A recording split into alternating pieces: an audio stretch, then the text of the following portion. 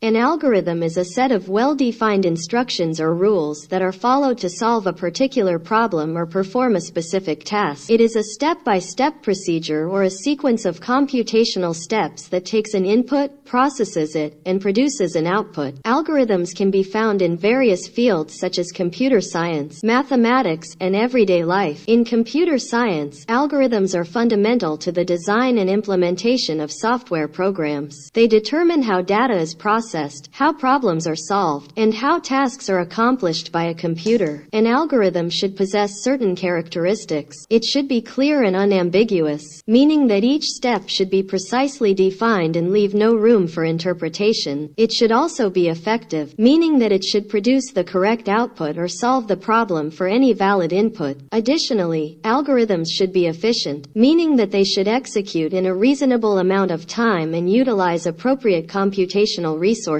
Algorithms can be represented using various forms, such as pseudocode, flowcharts, or programming languages. They are a fundamental concept in computer science and are used in a wide range of applications, including sorting and searching data, graph traversal, cryptography, machine learning, and many more.